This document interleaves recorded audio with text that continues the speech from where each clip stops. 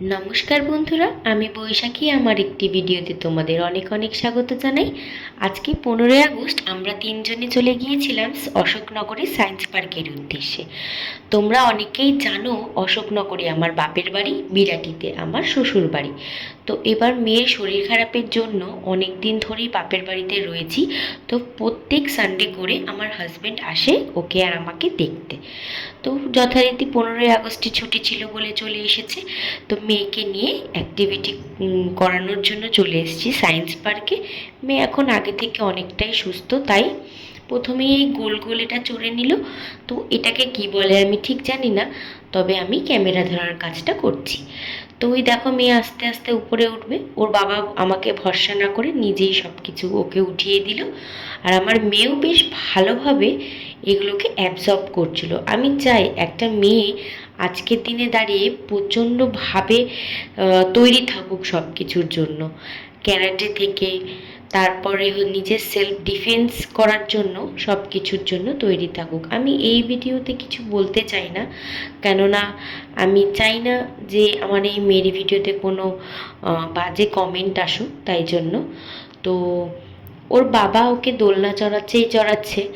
আমি আমার বাবাকে দেখেছি আমার জন্য বেস্ট করতে, আর ওর বাবাকে দেখছি ওর জন্য করতে। হয়তো প্রত্যেকটা মেয়েই তার বাবার জীবনে এরকম গুরুত্বপূর্ণ, হয়তো বলবো না সমান গুরুত্বপূর্ণ।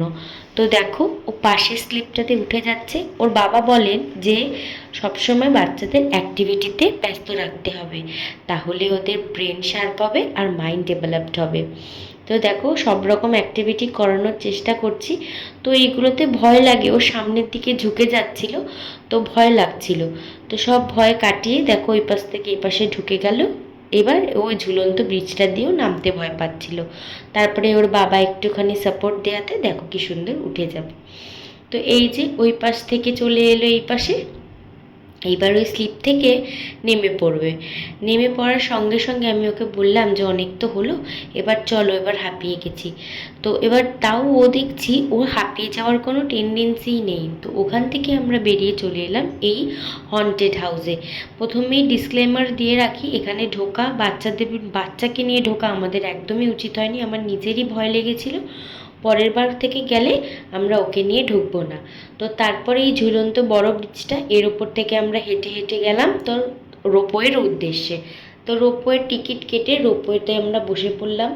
আর ওদের দুজনকে দেখো বিন্দুমাত্র ভয় নেই, কিন্তু বিশ্বাস করো আমার না খুব ভয় করছিল। তো তারপরে এবার রোপওয়েতে আস্তে আস্তে যাচ্ছিলাম, আর আমাদের কিছু কথা বলতে বলতে আমরা যাচ্ছিলাম হাসতে হাসতে। তো এই পার্কে দুটো ময়ূর আর অনেকগুলো বাঁদর ছিল, তো সেগুলো বন দপ্তর থেকে নিয়ে গেছে। তো সেই আলোচনা করতে করতেই আমরা যাচ্ছিলাম। তো তোমাদের দেখিয়ে দিই যে আমাদের রোপওয়ে থেকে আমাদের অশোকনগরটা কীরকম লাগে। তো এখানে শুধু অশোকনগর বলবো না, আরও অনেক এলাকাও রয়েছে উপর থেকে, সেগুলো বোঝা যাচ্ছে না গাছপালার মধ্যে। তো দেখো আমার হাজব্যান্ড বললো যে সব নেচারগুলো ও ক্যামেরা সবাইকে দেখাও। তো দেখো আমি এক হাত থেকে ক্যামেরা ধরছি, আর এক হাত দিয়ে আমি তোমাদের সব কিছু দেখানোর চেষ্টা করছি, কারণ আমার খুব ভয় লাগছিল। আমি এই আমার না একটুখানি আমার উপরে থেকে আমার ক্লস্ট্রোফোবিক ম্যানিয়া হয়, মানে আমি উপর থেকে বা একটা ঘরের মধ্যে বেশিক্ষণ থাকতে পারি না। তো দেখো কি সুন্দর লাগছে না? তো এত দুর্দান্ত লাগছিল যে কি বলবো। সব কিছু আমরা দেখে রোপওয়ে চড়ে আমরা বেরিয়ে পড়লাম। তারপরে মেয়ে যেহেতু অনেকক্ষণ অ্যাক্টিভিটি করেছে, ওকে একটা ফ্রুটি কিনে দিলাম।